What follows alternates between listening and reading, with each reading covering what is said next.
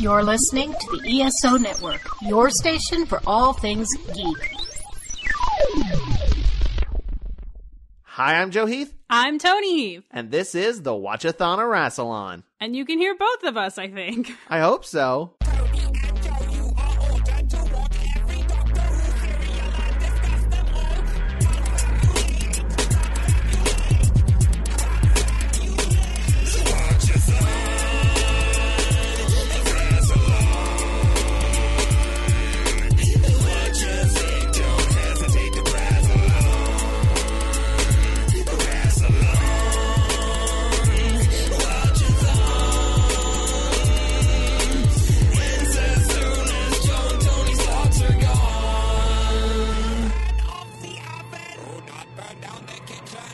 Today we're going to be talking about the first serial of the 20th season of Doctor Who. The 20th season. 20 years this show has been on. And this episode is called Arc of Infinity, which consists of 4 episodes that aired from January 3rd, 1983 to January 12th, 1983, which is almost a year after the last serial aired. The last serial was in March of 82. It is January 83. That's a big gap. Why? No.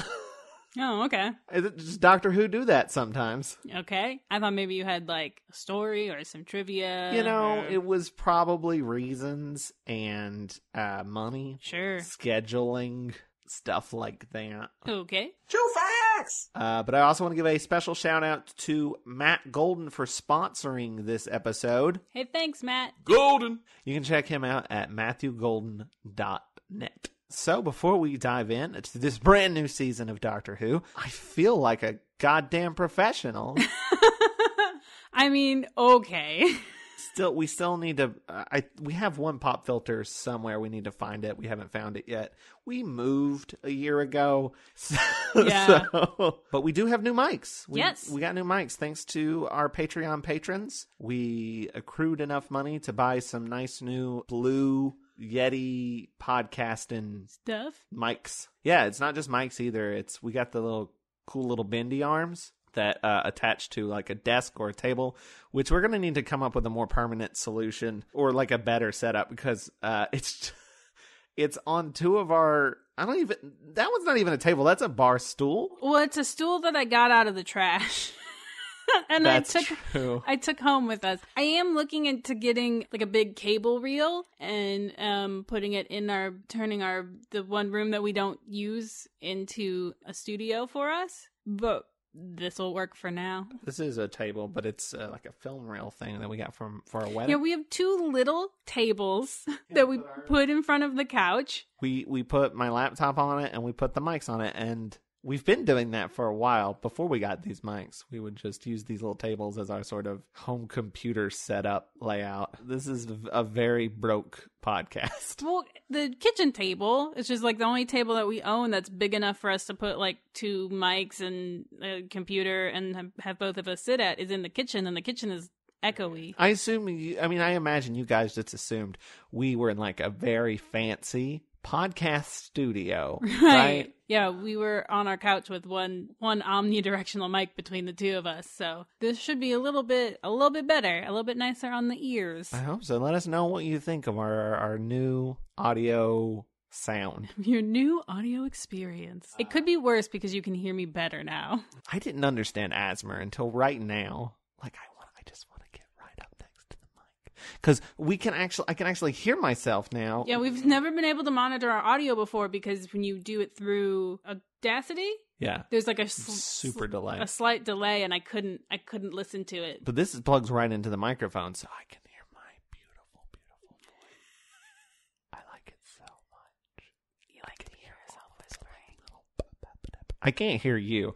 I'm not monitoring your mic. Like, I think there is a way to do that, but when I do that, there is a little bit of a delay. So, you know what? Let's stop talking about microphones.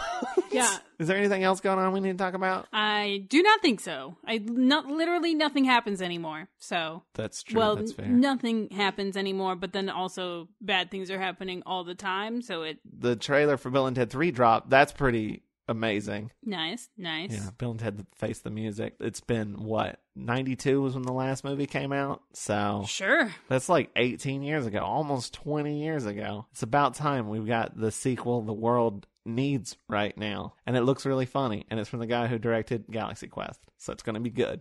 I had to open my phone to get to the Doctor Who notes, and when I was done, you were still talking about Bill and Ted. Oh, I can talk about Bill and Ted all night, baby. That's not why we're here. Okay.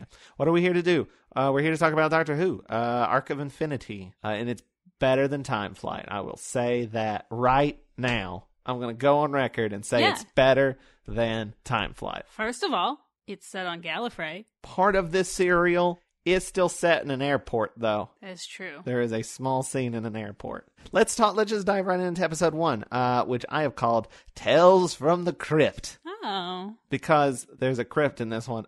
I want to go ahead and start off with, like, part of this serial is set on Gallifrey, but another part of it is set in Amsterdam, which gave me real City of Death vibes when they were, like, in Paris, except none of this, like, screams Amsterdam. It's just like, hey, here's some streets. They did film on location in Amsterdam, and they did do it because they're like, we want to do the same thing we did with City of Death, but in a different place, and we want to get a vacation. So let's go to Amsterdam. Sure. I mean, it looks fine, but it doesn't have that same feel that Paris does.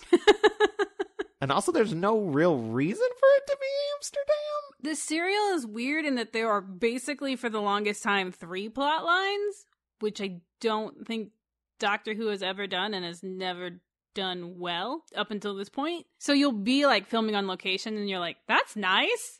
And then there'll just be like a single, and there are a lot, we probably need to talk about the plot, but this serial is edited so poorly.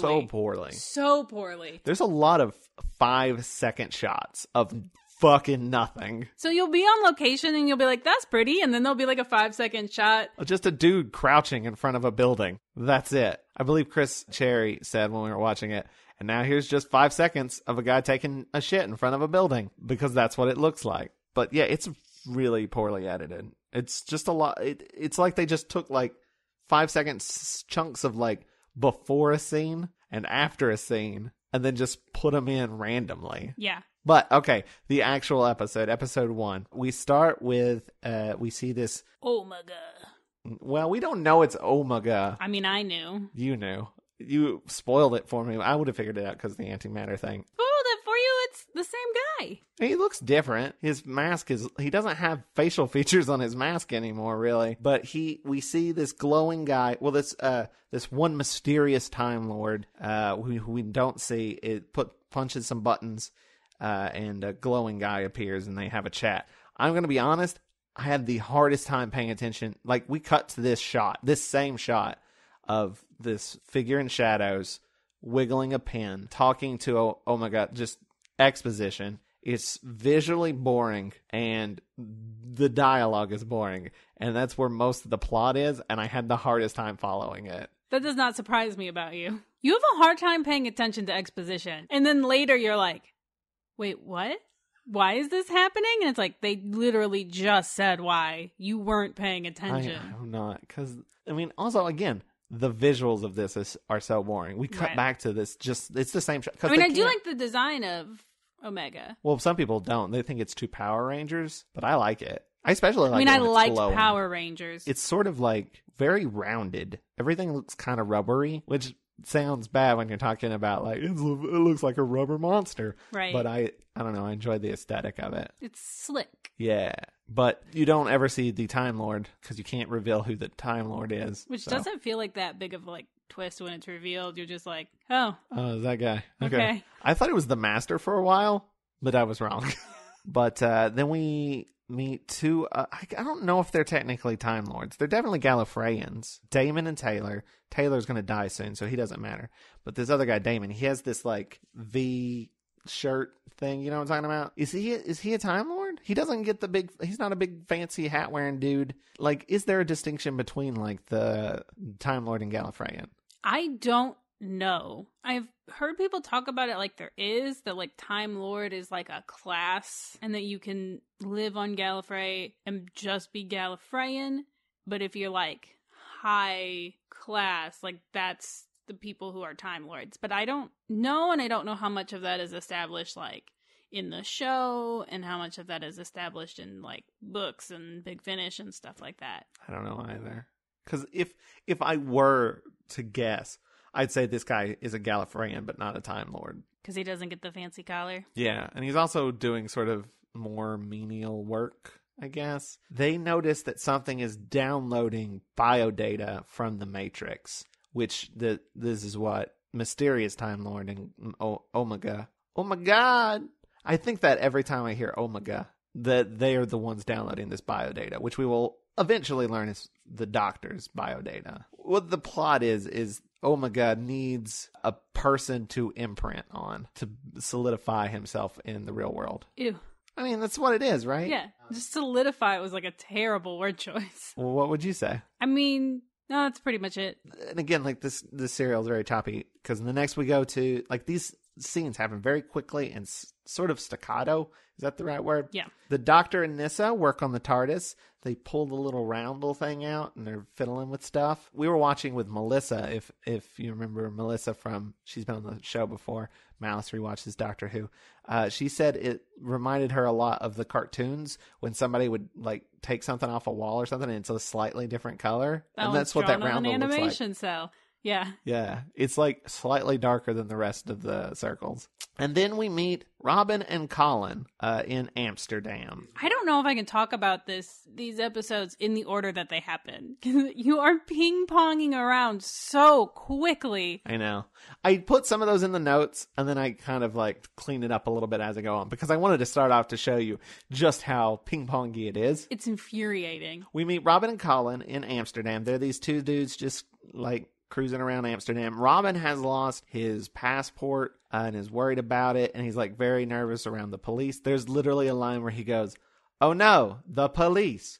Robin is the worst character in this whole serial. With that exact same delivery. He's so creepy. I was rewatching it to make the GIFs, and every line he delivers or every look he gives, he just looks either dead inside or creepy, like he's just staring into your soul. Quit. I don't like him. He just says that he has a bunch of creepy dialogue as well that I don't think was written to intentionally be creepy, but he creeps it the hell up. I mean, he takes this guy to a crypt, yeah, for one, and he's like, I know of a place to stay the night. It's literally quiet as the grave. And then later when they go in there, and the guy's freaking out because it's a... Are you talking about when he's telling him to take his clothes off? Yes! He's like, go on, take your clothes off. And he's like, we're in a crypt. I don't feel comfortable doing that with dead people around me. And he's like, oh, just take off your clothes. It'll be okay. It's very creepy. Like, the way it's supposed to be is like he's just teasing him a little bit because he's like, the dude's scared and he's like teasing him. But it comes off very aggressive. Into pajamas is like what the scene is, where he's like sleeping in jeans. And like his boots. And he's like, yeah, and he's like, nobody sleeps in jeans. That's weird. And then meanwhile, just Robin over there is like just buck ass naked. But that stuff all happens later. It could have happened all in one scene, but it could have in this serial. Back in the TARDIS, Nissa's just listing plot holes that she doesn't like in Doctor Who. I don't remember what they are. Well, I know the scene starts with they fix the thing that, like, I don't know, picks up sounds from around the TARDIS, but they're in space, so there is no sound. And she's like, so we're not picking up anything. And then he's like, pushes a button and the view screen closes. And he's like, now we don't have to see anything either. Peace and quiet. Just what the doctor ordered. And then she's like, well, we should be doing stuff because I'm bored. She's like, there's more stuff we need to fix, is what she says. Oh, temporal grace. That was one. Yeah. I was like, I thought you said the TARDIS was in a state of temporal grace and couldn't be shot at. I got shot at a lot. What gives? Yeah, because the TARDIS console is sort of broken after the Cybermen shot it in Earthshock. And, like, she's also like, we never land where we're supposed to go. We should really fix that, you know. And in episode 5 of season 13, you said... Yeah. I mean, which is another sort of, like, it's interesting to watch the show become more interested in the idea of continuity, especially when, yeah, it's been running for 20 years. And so, like, you have a character be like, well, how come this and how come this and how come this? And you have the doctor just being like, timey-wimey, wibbly-wobbly. Yeah, but, like, we're acknowledging it, so consider it's fine. that lampshade hung. Omega, because he has the Doctor's biodata, it lets him take over the TARDIS, and the Doctor tries to change course, doesn't get away, and that's a scene. That's one scene. Now you go back to the crypt. Well, we already talked about the crypt, so let's move on. I'm saying, that's one scene. Then you go back to the crypt to do the things that we were talking about, because that wasn't one scene. Then you go back to Gallifrey to have people talk about the biodata again, which is... well, they say that the only person who could have downloaded this stuff has to be a member of the High Council. And then also, I think somebody gets shot. That's the scene, right? Somebody gets shot and he just goes, what is the line? What is the gun called? It's like a plasma laser? Like a plasma... Yeah. And he's just like, a plasma laser? I think it's shot. Which is like the equivalent of like just being like, gun? And those being your last words because you're an idiot. I like the way this scene is shot. It's like very horror movie because we start point with of view. The shadow of the Time Lord goes up against the wall, and it's like, it's that ridiculous Time Lord. What do you call that? Collar? Yeah. Sure. And then it cuts to his POV as he comes in and shoots. Okay, but like that scene happens, and then we're literally back to the crypt, where I don't even know like what they're doing anymore. Oh, that's when the creepy clothes comment happens. Well, then what were they doing before that? Just getting inside. Just walking the crypt. into it. Yeah, and it was just like, oh, what is this? This is a crypt. There are dead people here, and he's like, it's fine. You can sleep here. It'll be great. And he's like, oh, I don't like the neighbors. Okay, so they get into the crypt like 3 scenes back, and in this scene, they're like getting ready for bed. And that's it. And then that's we go. Now it's back to the TARDIS. Where this big glowing thing comes to the TARDIS and distorts the TARDIS. Like, oh, that freaked really me out. Cool. And then they start running, and then they slow down in there in slow motion, the Doctor and Nyssa. And this light goes over the Doctor, and we see Omega like merge with the Doctor. And he screams, and Nyssa screams, and then he passes out. The one thing about 5, which is why I feel like he was probably my favorite when I watched him all the first time around, it's like 5 is very good at pretending to be in pain, and he does it a lot. He is very good at it. He's also very good at conveying fear. He's good at conveying emotions. He's good at selling the danger. He's vulnerable. And I like that about him. I get. Okay. I see why you like this Doctor so much. That's your trope. That's the thing you like. It is the thing that I like. What is it? What do the kids call it? Your kink? No.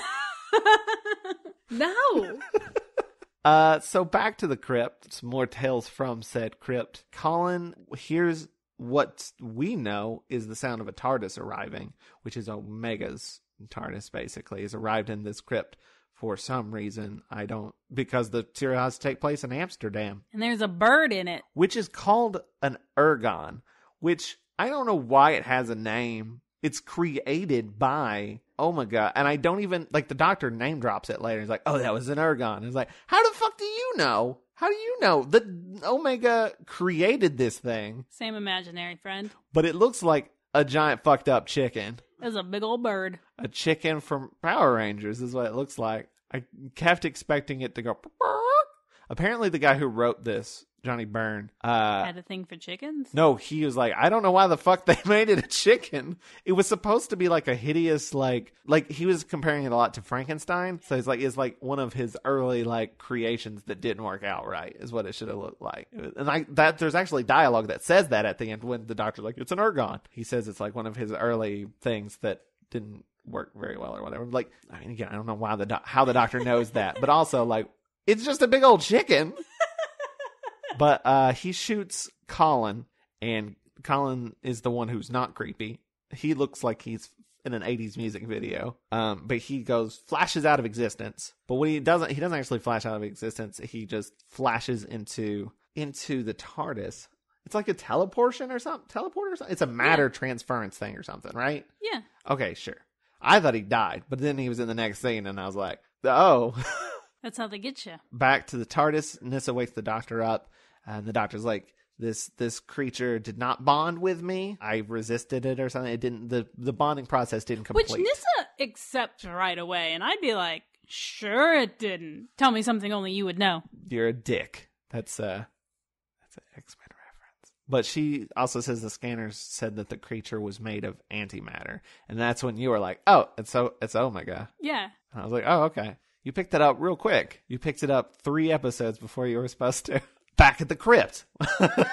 This is how quick this just jumps back and forth. The Ergon shoots at Robin, who has woken up and misses. And he winds up shooting an angel statue, which I'm wondering, was it? Was it? Was it? No. Okay. And then we go to Gallifrey, and we get to meet the High Council. And we get to meet we meet a character that we've met before, but now he's played by a different actor because he's regenerated. We meet Barusa, who is now the president of Gallifrey. Do you remember Barusa? I don't. I knew he... The only thing I can think of off the top of my head was he drank that from that crazy straw when he was just chilling out in the TARDIS on that Sontaran episode where everybody's just running around inside the TARDIS for like a whole episode. Oh, yeah. Yeah, Barusa was cool. He was in 2 serials before. I think he was in The Deadly Assassin, I think, and the one with the Sontarans that I'm blanking on the name of. But yeah, he's like a high up dude that's like kind of chummy with the Doctor. He's a Time Lord, but chill. But he's like a slightly older looking dude. Not as old as the guy they got now. Like he regenerated into a older guy, I feel like. It happens sometimes. But we meet the High Council, one of whom is played by, and his name's Hedden. He's played by Michael Gow. I think that's how you pronounce it. It might be Michael Goff. I'm not honestly sure. But he was the Celestial Toy Maker back in the first Doctor era. Ah. But most commonly is known as Alfred the Butler in the first 4 Batman movies. Never heard of him.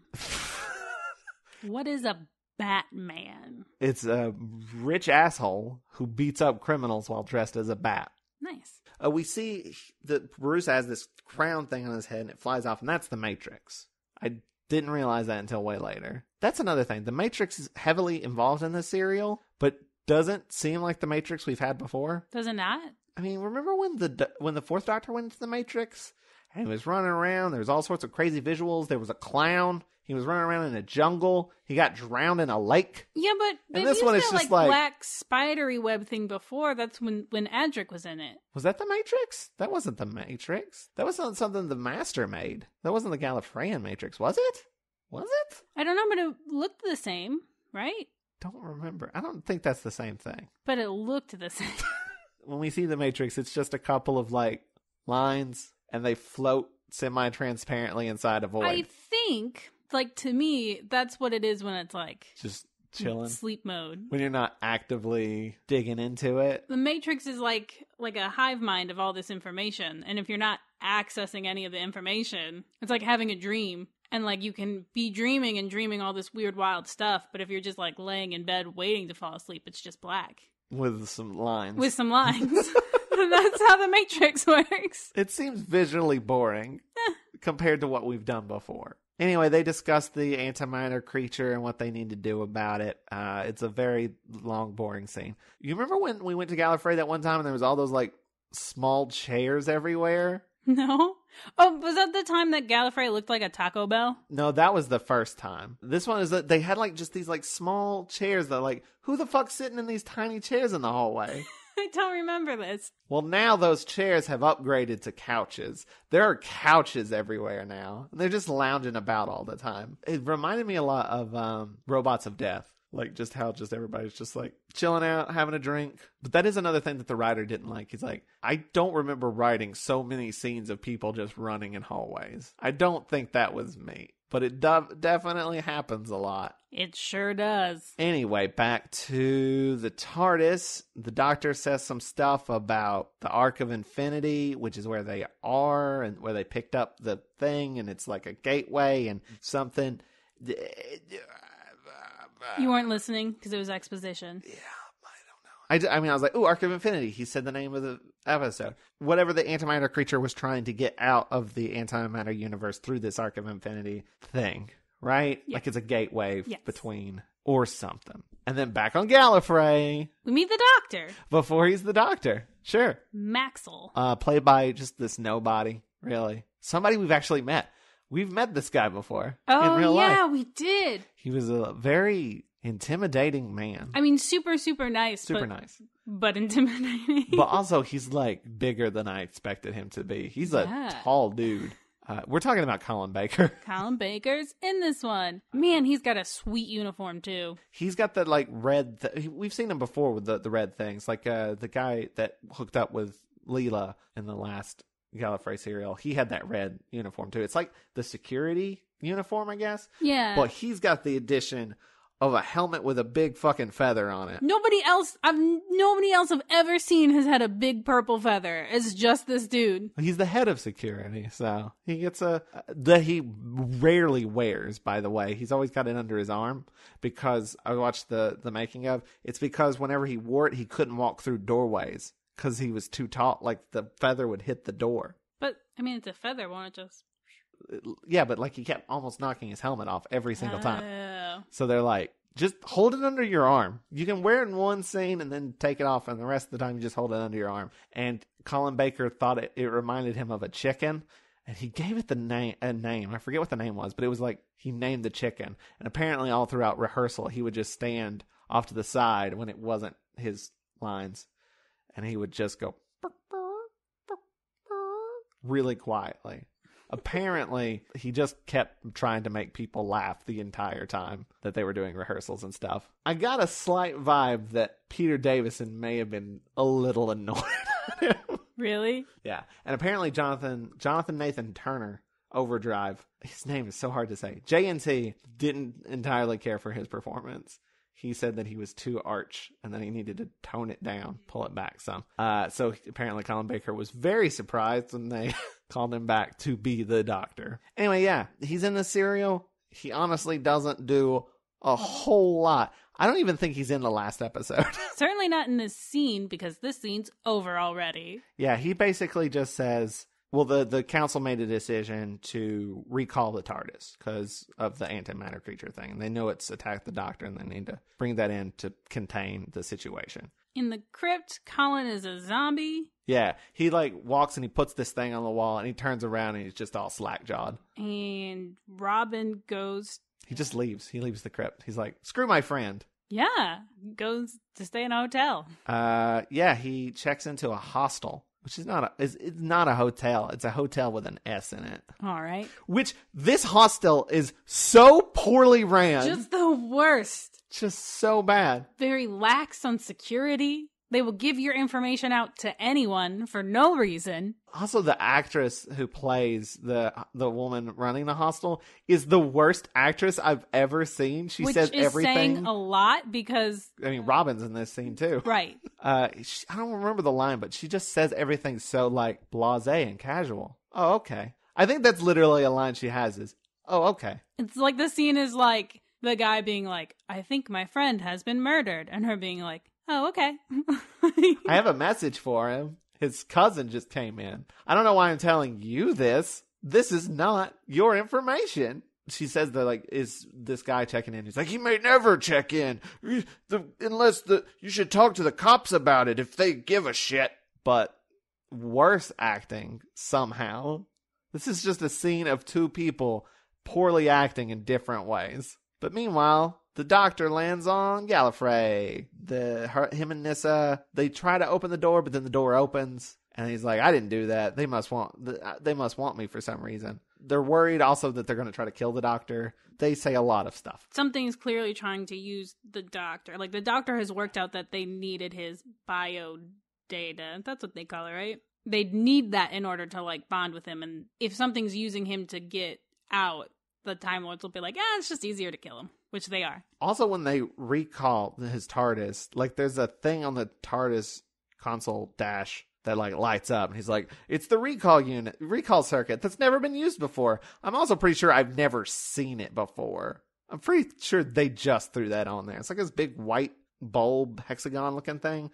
And I was like, that's never been there before. Ever. Anyway, they run around some corridors because a guard pulls a gun on them and they're trying not to get shot. And then they bump into Maxwell and the Doctor says, "Hello, I'm the Doctor." And then Colin Baker shoots him because he's going to be the Doctor now. But he does, just straight up shoots him. Doctor shoots the Doctor. And that's the end of episode 1. And we're now into episode 2, which I've called Termination of a Time Lord. This is what I mean. Look, we're ping-ponging around too fast. Episode 1 has been edited. So all of them, have been edited so poorly. You're still like, at the point where they end up on Gallifrey, you're like, thank God, because at least 2 of these things have connected. So I'm not like on Gallifrey, in the weird Omega thing, and the TARDIS, and that's 4, and on Earth. So we've gone down from... We started at 4 and now we're down to 2. Yeah, we started at 4, now we're down to 2. Maybe 3. I think 3, yeah. Because like Omega's still doing weird Omega stuff. We still have those boring ass shots, which I don't even think I've like written down anymore because they just do exposition. Here's the good thing about episode 2. At least we're on Gallifrey. And we get to look at all the dumb Gallifreyan shit. I love them so much. And their stupid outfits. And their just dumb aesthetic. Good job, Time Lords. You just like their costumes? I do. I like at the very least. Gray hallways. At the very least, I'm getting to see some great Gallifreyan costumes. The set design seems worse though. Yeah, that is fair. Like, remember like those big open rooms? Like the Deadly Assassin where they had like the big congregation of people, and this seems a lot more setty and like small. Yeah, there's nothing, I don't think there's any like particular set piece where it's like, oh, we're on Gallifrey. It could have been any like spaceship in the future or different planet. Besides the costumes, which are always great. Well, they probably had those. Right. They just had those. Though actually I think one of the actors was saying they actually had to be sort of like measured out for it to fit perfectly, sort of thing, because like the way it went on their body. Also, apparently they could not move very well in it. They had to do that like Batman full-on shoulder turn because they couldn't just turn their head because they had this big giant collar around their head. So the council's told that the Doctor is here and that he's been shot and stuff. And Hedden establishes himself as the one that is sort of more sympathetic to the Doctor and his plight, and he's all like, maybe the Doctor would have been cooperative if you just asked him instead of shooting at him. But this is all a misdirect. Right. Because, spoilers, Hedden's the mysterious, shadowy... He's the bad guy. Time Lord who's been helping out Omega. I mean, here's why that reveal doesn't matter. I don't give a shit who this guy is. Yeah, they also play him up like, because when the Doctor sees him, he's like, oh, my good friend Hedden. And you're like... Okay. Sure. Like, the Doctor has more of a connection with Barusa, I feel like. We've met Barusa a couple of times before. Like, Barusa just feels like a random character. And, like, this head guy's supposed to be the guy the Doctor knows. And that feels weird to me. The characterization feels a little wobbly. They take the Doctor back to the TARDIS so he can rest and recuperate. Maxwell takes out a circuit from his TARDIS so he can't get away. Nyssa gives the Doctor a drink when he wakes up. It's like looks like orange juice, and I was very excited because there was a crazy straw around it, and I'm like, that's just Gallifreyan glassware, baby. Gallifreyans all drink out of crazy straws. That's canon. Everything they do's got to be a little over convoluted. Right. It's got to be big. It's got to be theatrical and twirly. Mm-hmm. Got to be a lot of loops. Back on Earth. The pace of this is just stupid. Robin goes to the airport to pick up Colin's cousin.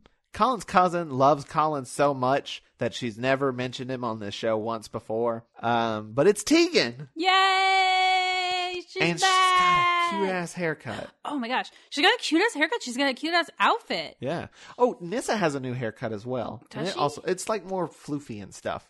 It's done up a little bit differently. All right. They both got some makeovers, and they both look really good. But Tegan's haircut. Tegan, though, got fired from her job, which is very sad because it's been her sole motivation up until this point. But because of that, she's not wearing her uniform anymore. She gets a new outfit, and it's super cute. It's like this white dress with like this blazer. And her hair's a lot shorter.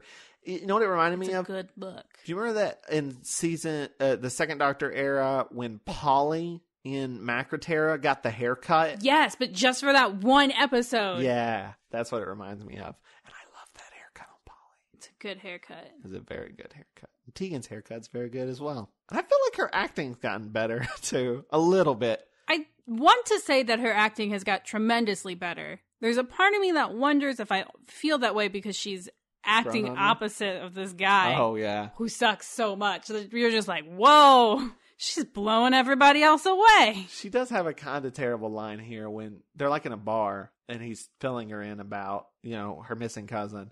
She's like, tell me all about my cousin. How's he doing? Oh, yeah, I should have told you before we got all the way out of here. He's gone. But he tells her everything, and then she's like, I'll go to the police. Don't worry. I'll take care of it. It was just a really goofy delivery. To be fair, it's a goofy line. How do you give that in a way that's not goofy? At no point does she go, oh no, my cousin, he's gone? She just gets like, well, we're on a case now. I know how to do these things. I'm a companion. I think she says, this sounds like the sort of thing the doctor would get involved in. And he's like, who? And she's like, never mind. My good friend who abandoned me, the doctor. Meanwhile, the doctor is taken to the High Council, where he says there must be a traitor amongst the group. And they're like, maybe. But we think maybe the more important thing is that... we just kill you. Yeah, we kill you. To make sure that creature doesn't bond with you, we're going to have to kill you. Nissa's like, hey, no. The doctor says that won't... If you kill me, that still won't save you from the traitor. That doesn't stop there being a traitor in the council. And Nyssa tries to plead for the doctor, and it doesn't really... Anyway, that's the end of that scene. Now we're back at the crypt. Well, actually, before they go to the crypt, they go to the police first, and the police are not helpful. Right. Because we know this. Why are you giving me that look?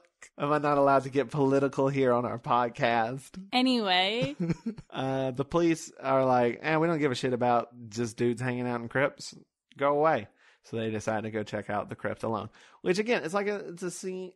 That scene didn't need to happen. No, it didn't. I mean, though there is sort of a theme of the police aren't doing what they're supposed to be doing, and they have to take matters in their own hands, and, like, this high council aren't doing what they're supposed to be doing. They're just taking the easiest route not to not deal with things. Sure, and if it was written in a way where that felt like part of the theme of the episode, that'd be great. Yeah. Instead, it just feels like a waste of my time. You're not wrong, but I'm just trying to see stuff here. Oh, that's good. Again, this is not as bad as Time Flight. There's still some fun to be had. At the very least, you get to see Gallifrey in collars. That sets the bar above the ground. Which is where Time Flight was. Time Flight was underneath the ground. It was so low. It was very bad. Damon is trying to get to the doctor to talk to him about the biodata thing. He gives it to Nyssa later, I think. I don't know. There's a whole thing. Damon's just trying to get and tell him about the biodata and say, yes, there is a traitor.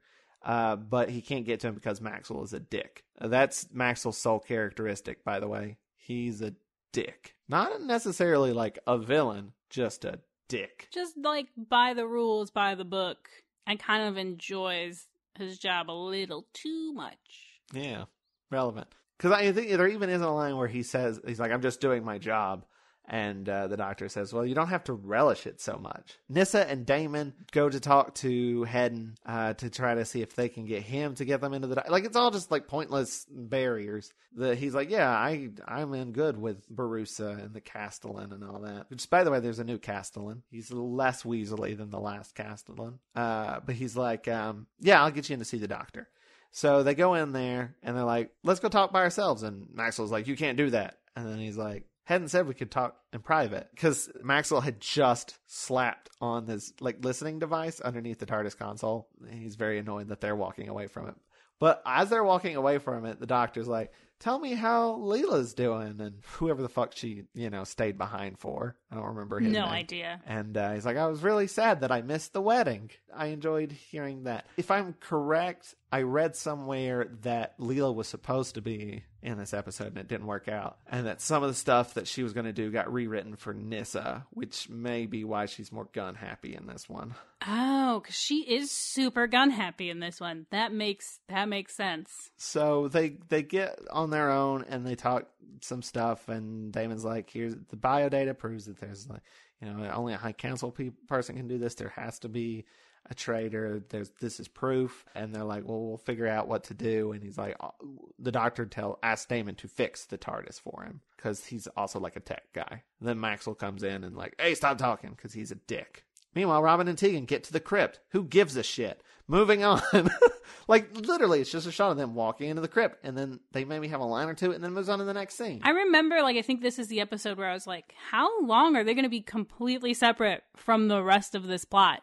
And it turns out The whole serial. the whole thing, yeah, for a long ass time. Like, they don't all get together, Dr. Nissa and Tegan, until episode 4. There is a connection between that, obviously, and obviously there's going to be. But, like, for a while there, I'm like, this is just a completely separate, like, B plot that has nothing to do with the main plot at all. Because it takes so long that it's just like, anyway, Omega, anyway, Gallifrey. And then it's like, oh, also, we're going to cut to Tegan for, like, 5 seconds. And sometimes we see a scene, then we cut to a shot of Hedden in the shadows, repeating the information from the previous scene. That we to just Omega. saw, but like in a more boring format. Yeah, because, I mean, Omega has to know stuff, but still, it's like so boring. There's literally a scene where it's like he repeats word for word something that was just told to us. I think part of the thing is like, the reason like Hedden's like on the Doctor's side is because they can't kill the Doctor, right? Yeah. Because they need the Doctor for the transfer to go through. Right. So they're trying to stop the termination from happening, but they've got a plan in place. So the termination starts happening. They bring the Doctor in to be terminated. This is the point where Nissa shoots some guards, runs in, and holds up the council, and she's like, leave him the fuck alone or I will shoot you dead. It's pretty badass. It is. And it's only slightly out of character for Nissa. Though in her first serial, she shot some dudes. Didn't she? Yeah. I was like, I think I like Nissa. But the Doctor's like, don't do that. I know you're just trying to protect me, but you shouldn't shoot these people. And talks her into putting the gun down. And he goes to walk to his death. He gets underneath a giant hair dryer. Sure. That blow dries him to death. And we see Omega briefly, and then nothing. There's nothing. It's all gone.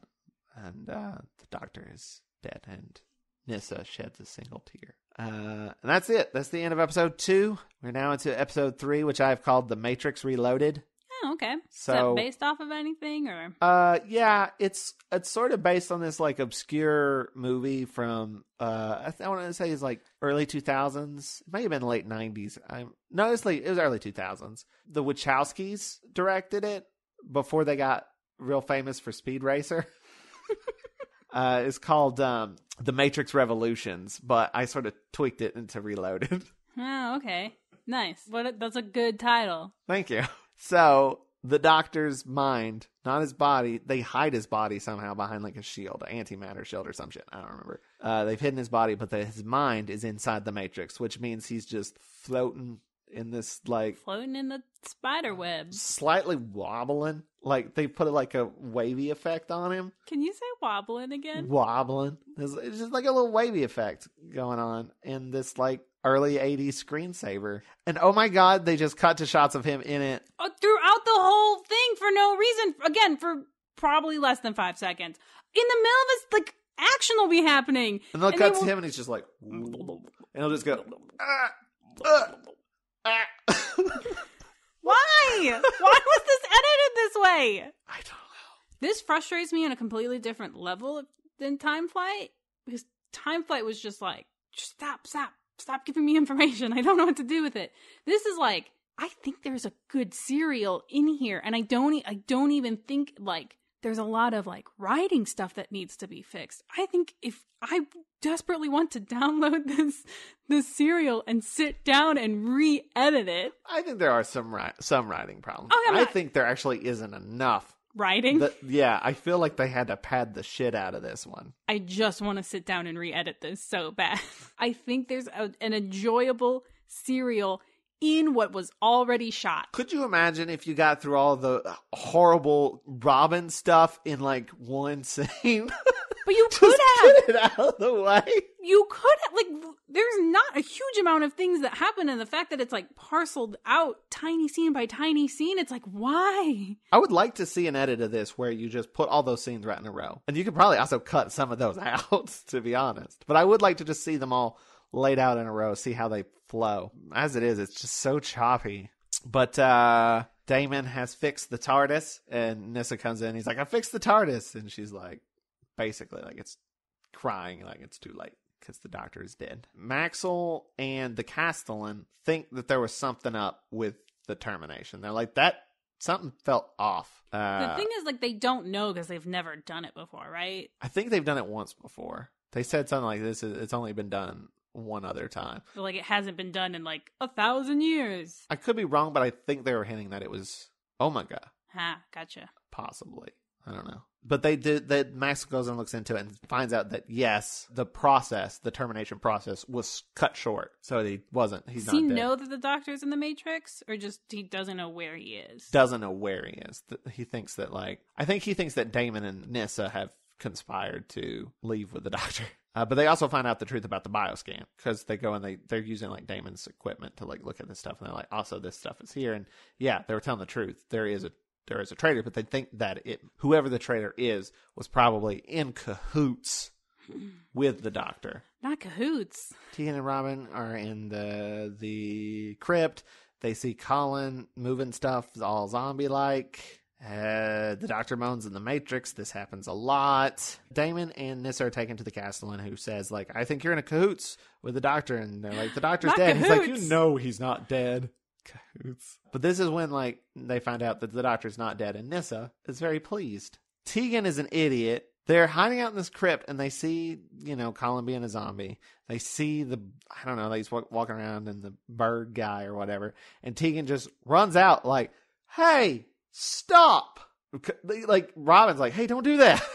But she gets shot, and Robin gets shot because she just jumped out and said, hey, shoot me. Hey, do you think Tegan is, drunk on the power of being, unemployed? a companion, where she's like, I'm probably the person most equipped to deal with this right now. Yeah, maybe. Because I've done it the most before. I'll buy that. These are just regular Earthlings, and they know nothing. They haven't traveled like I've traveled. I'll just do what the Doctor does. I don't think the Doctor would just go, hey, you, and then get shot. Well, he literally did that for the cliffhanger of the first episode. Mm-hmm. Mm-hmm. They get shot by the air gun and teleported onto the TARDIS, the Omega's TARDIS, and they meet Omega. And he's just very, do what I say and stuff. I don't know. He's very ominous. I don't even remember what the shit he says. Also, I want to say, I'm Omega. He is not played the same way. No, I miss Angsty Pants Omega. Very dramatic, over the top Omega. This Omega is mostly just down here. He's just kind of run-of-the-mill evil. Run-of-the-mill evil. Whereas Omega was why is my life a travesty? He scans Tegan, the bird creature goes up and just touches her head, and then she glows, and he's like, the Doctor. Yeah, he bops her on the head. But because of that, he knows that she knows the Doctor. And he's like, cool. Convenient. Yeah. I knew I came to Amsterdam for a reason. Why did he come to Amsterdam? Because the producer said, we need a script written in Amsterdam. Because we want to go get some weed and hookers. I'm pretty sure that's what the missive was. But there's a thing there. There's some technology. Is that the Ark? There was something about being underwater. There's a thing connected to the wall in the crypt. That's the fusion booster, but it's from Gallifrey. So why is it what's it doing in Amsterdam? I think it's where they put it. It has to be in a certain place. I think they say something about it being underwater because they're in that crypt underneath a lake. Then there's also a couple of lines about what's that sound? And he's like, oh, that's the pipes with the water. Because Mega's not even in this dimension yet. He's just a negative floaty thing. Why is he in Amsterdam at all? Again, it's to put the fusion booster thing. What is the okay, but what does that do? If I'm remembering correctly, it's the thing that causes his bonding to work. But why is it on Earth? Because it needs to be underwater. I don't know. Do they not have water on Gallifrey? I don't know. It doesn't matter. It doesn't need to be in Amsterdam, except that we need to be in Amsterdam and get Tegan back. I don't know.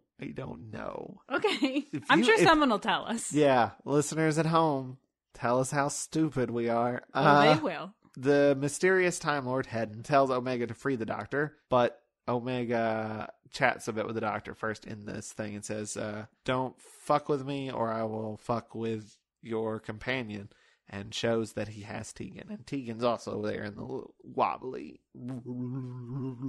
Matrix.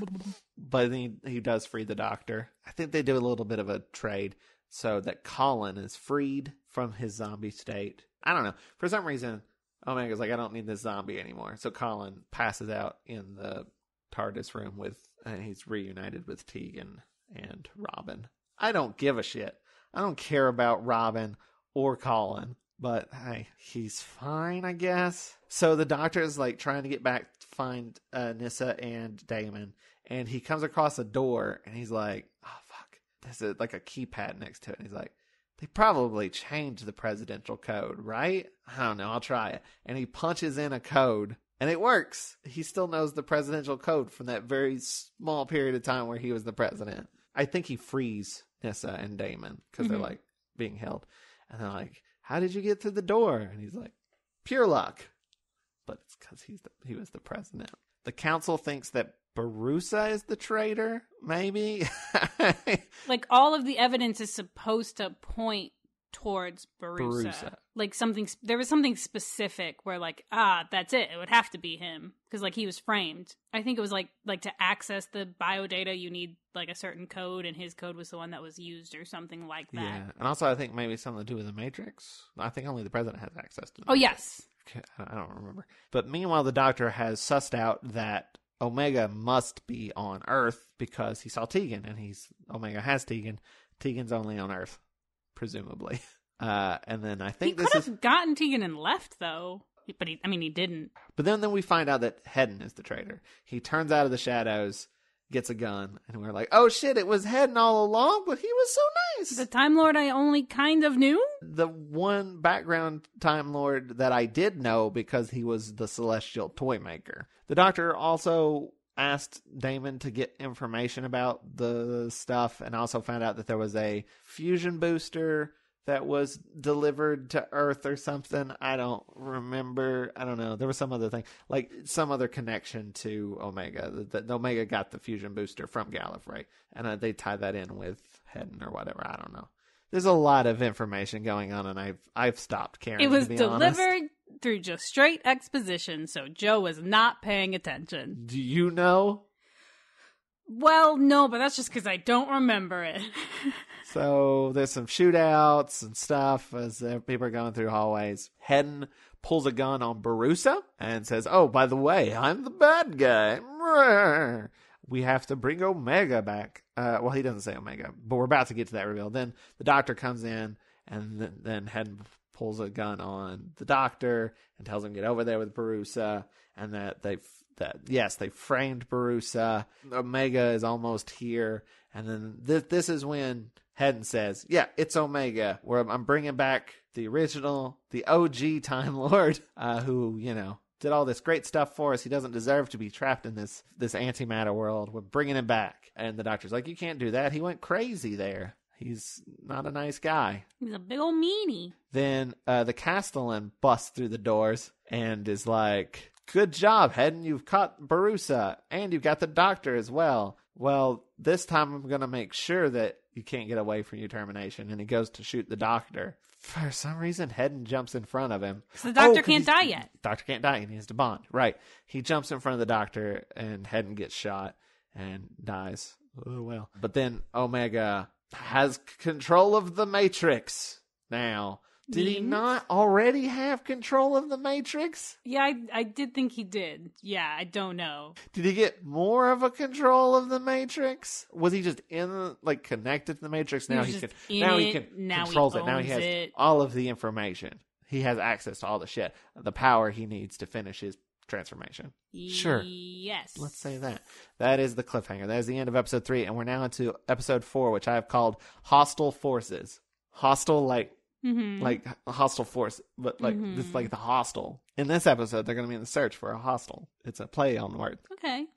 Omega's like, I'm in control. And they're like, where's Hedden? He's like, where's Hedden? And they're like, Hedden died. And he's like, Rrr!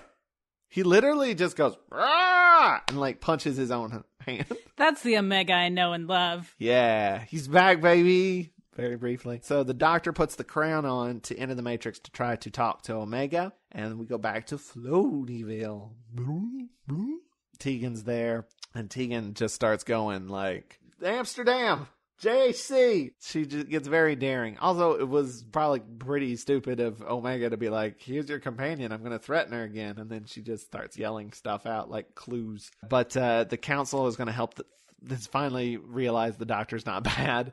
And they're going to help the doctor track. They're going to have to track down where Omega is. And they're going to help the doctor stay off of Omega's radar. They're going to block his signal or whatever so that he can leave undetected. Oh, there's this really great scene where the doctor says he saw Tegan and they're going to go to Amsterdam or whatever. He's saying this to Nyssa, and Nyssa seems sort of upset or whatever, and then he's like, but Tegan's fine. Tegan's okay. And Nyssa just brightens up. Oh yeah. Her girlfriend's okay. So they arrive in Amsterdam, and the doctor's like, she said JHC, we got to figure out what that is. And she's like, what are we gonna do? That can mean anything. He's like, let's look in the phone book. Oh, it's a hostel. And he's like, there's only a handful of hostels here. We'll just call them up and figure out where it is. And then he doesn't have any money. And he asks Nyssa for money. And this is like, why would I have Earth money?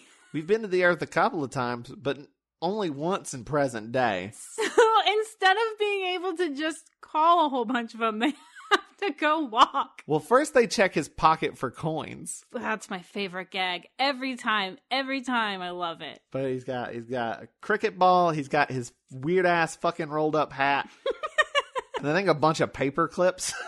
But yeah, they're going to go look for the hostel on foot. They're just going to go. This is when it starts to get heavily padded. There's just a lot of walking around and there's there's a little sense of urgency, but not enough sense of urgency because at this point, Omega starts to do the transfer and he's just "Rawr," and gets incredibly gooey. I don't understand why this era. Yeah, I was going to say season and then had to stop. This era of Doctor Who is so gooey. It's been very gooey for no reason. The Master Booger capsules, no reason. The Pterodactyl bubbling up. Well, there was another one I can't even remember. It's just been a lot of goo. It's just been gooey. It's just his head's caving in and just brown goop is dripping off of it. And that's what's supposed to happen. Imagine if it had gone wrong. It would have been greener. Maybe a little chunkier. Oh, what did I do? So the doctor and Nyssa get to that hostel that is poorly ran, and they're like, oh yeah, we'll give you all the information you need. Why not? There's literally a line where she's like, I don't think I should tell you this. I'm not supposed to tell you this. And he's like, please. And she's like, okay.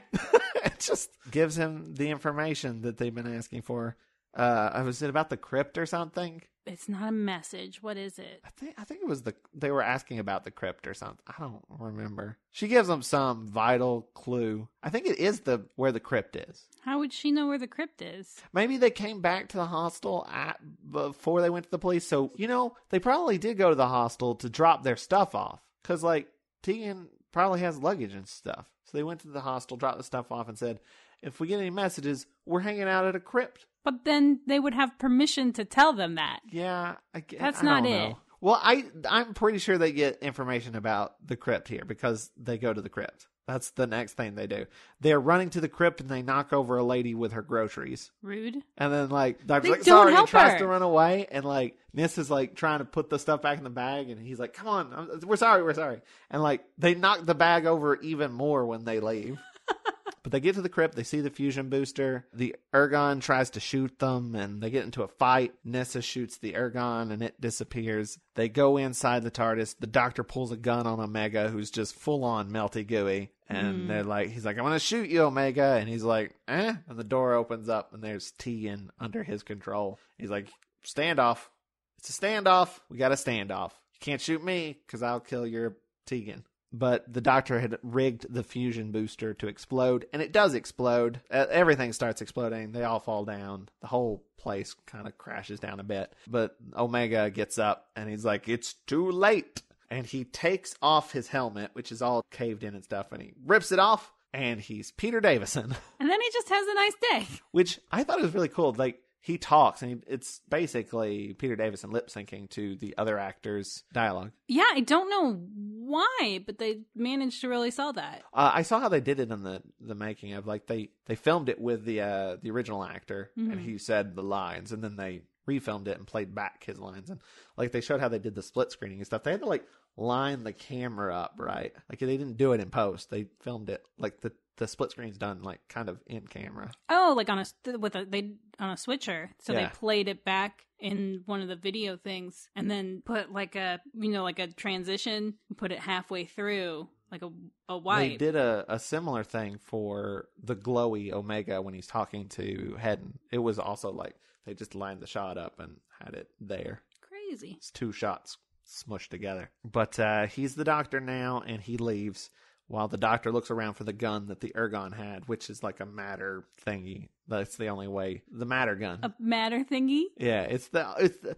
whatever it is, it's the only way to get rid of Omega. He's like, Tegan, help me. And she runs out of the other room and goes, I must help Colin. And then runs back into the room. There was no reason for her to run all the way in there, be like, can't, doing something, and then run back. Surely that took more time than anything else. So Omega sees a gardener, kills him, takes his clothes, and just heads out, which is just like a black sweater looking thing. It's like a black turtleneck. Like he's kind of like Steve Jobs looking. And the Doctor, Nyssa, and Tegan run out and they find the dead body. They're very like, they don't super care about this dead guy.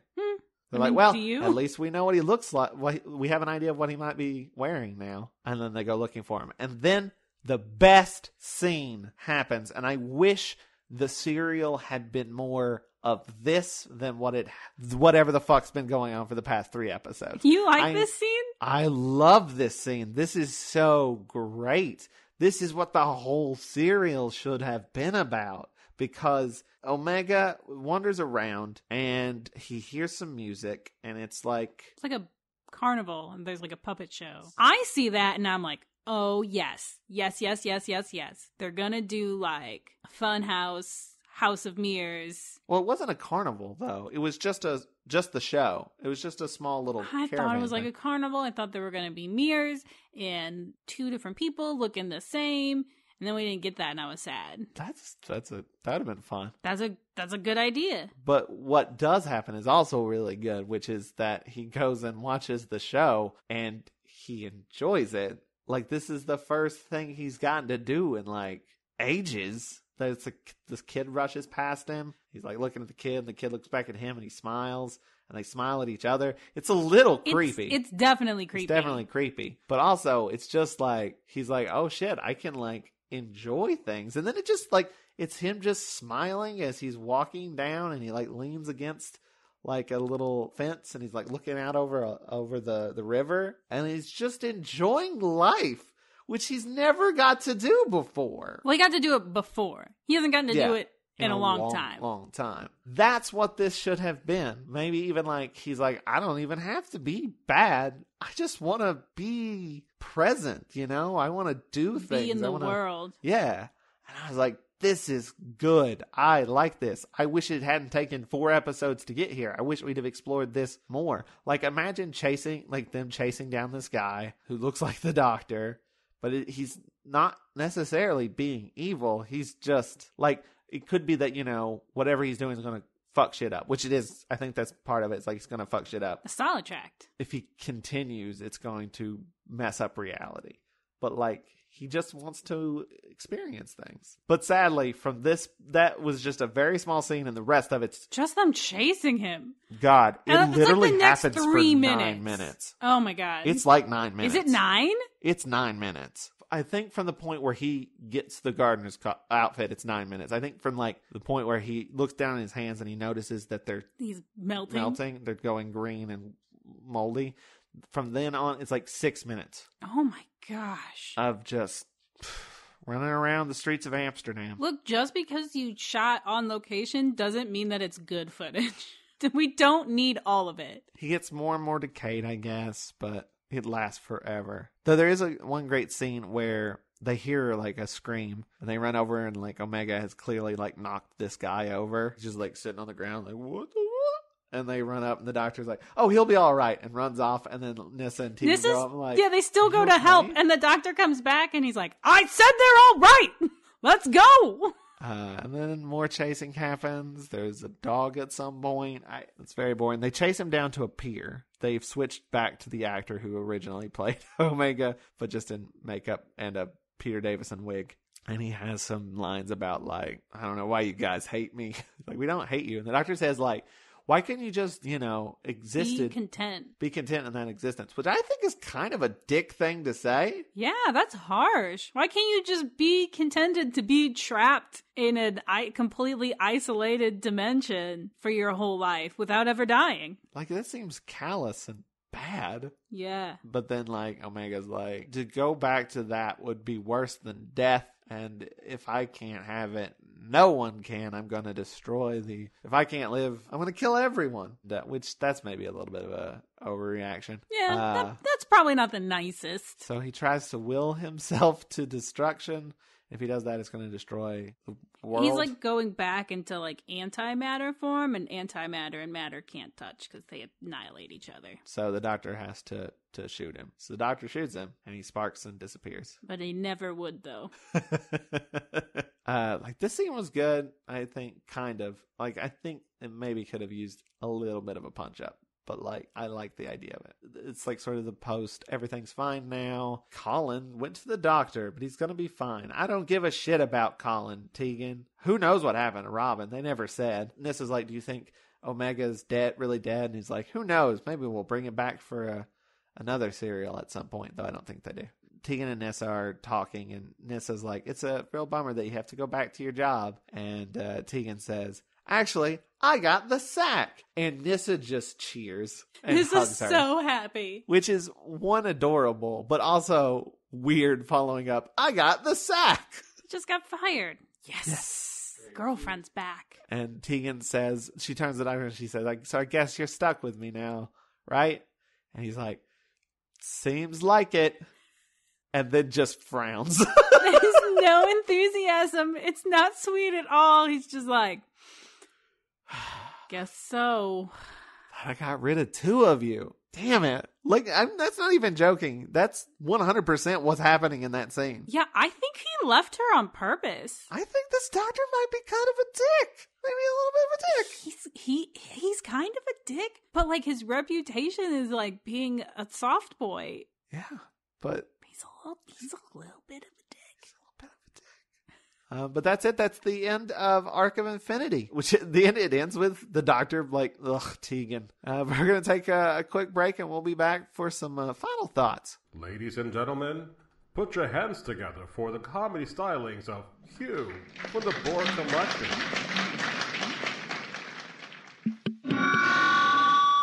When I was part of the Borg Collective, my Borg wife was so fat.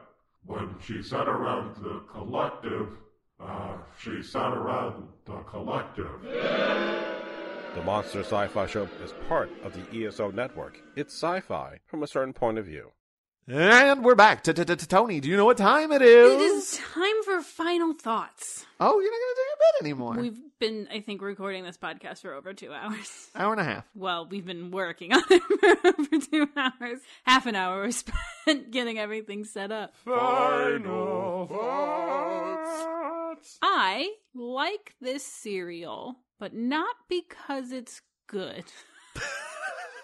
We a lot of the times get people who, like, we announce which one we're on, and in case they want to watch with us and stuff like that. Usually we have, like, people who respond will be like, oh, fantastic, or, oh, no, I'm sorry. Which gives you kind of, like, an expectation. They were right about Time Flight. Yes, everyone was correct about Time Flight. And everyone was correct about this one, too. It's a slog. Like, it just is.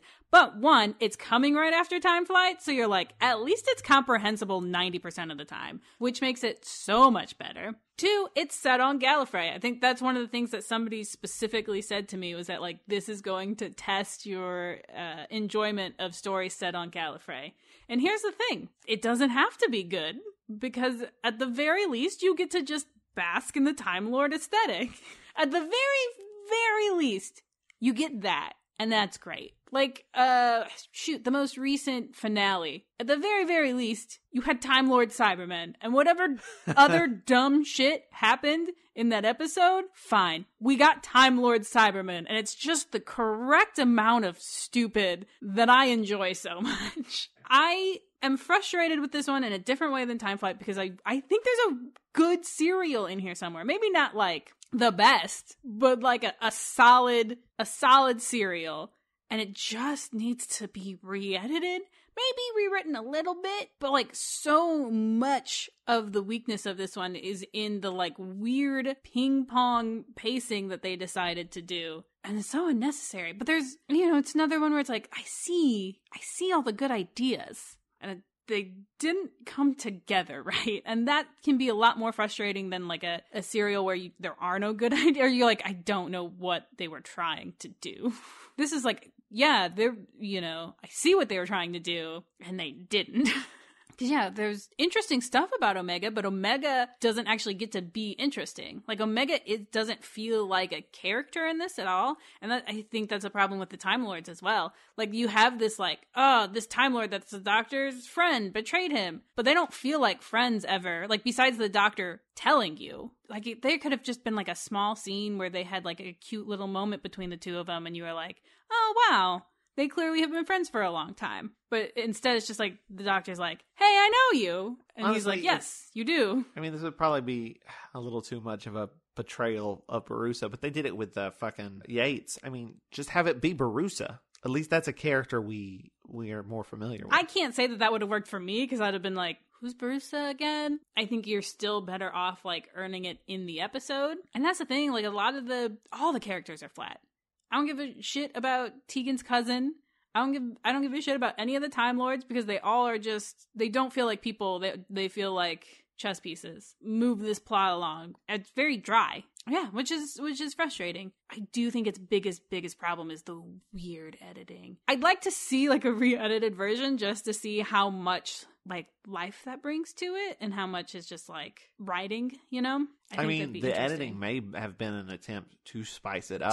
That's pretty much it. Those are my final thoughts. I didn't hate it. I didn't think it was great or anything. I mostly thought it was just kind of, there was so much exposition, just sort of badly laid out things. Like, it's poorly structured. Yes, structure is a huge problem. Yeah, I mean, not just the editing, but like, I think even from like a writing standpoint, like, I feel like a lot of the stuff that it was doing could have been done in one episode. I think you should have gotten them together faster. Like, right. It sucks that they don't get together in the fourth episode, and all they do is chase a dude down for 6 minutes. I don't know. I think there is a good story here. I just think it needed to be rewritten. Like I said, I think it would have been more interesting. I don't know how many villains we've had. It's not just a problem with this serial.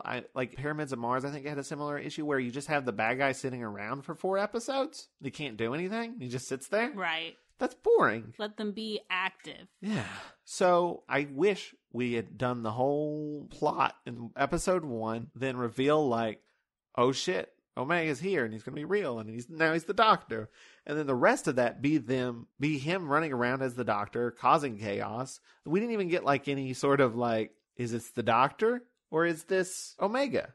They could have played with that like they did with Enemy of the World. Like, I feel like that's the interesting story, is what if Omega did get to come but to also the real world. That idea of like, this thing that this person wants isn't necessarily bad, but they can't have it without being destructive. There's like some Which, inherent again, just tragedy really makes there. me think of the Solitract. Like, yeah, that's what you do with this story. That one scene with the show was like head and shoulders above the rest of the serial. I mean, there's no dialogue, so there's none. Like, some of the dialogue in this is very clumsy. I wouldn't say it's bad. It's not like all the fucking technobabble from Time Flight, but it is sort of basic. It feels kind of placeholdery. Yeah. Like, I need this character to say this. So that scene with Omega catching a show, I mean, there's no dialogue, so it's all just conveyed through acting. I feel like it's stronger because of it, because it's not held back by a slightly lackluster script. So I wish the rest of the series could have lived up to the potential of that one scene. That scene, to me, like, I'm going to think about that scene for a while just because of how like effective it was. Because it was the only thing that made me go, that's really interesting. Kind of messed up. Yeah. Yeah. And the rest of it's fine or bad. It's fine or bad. It's never good.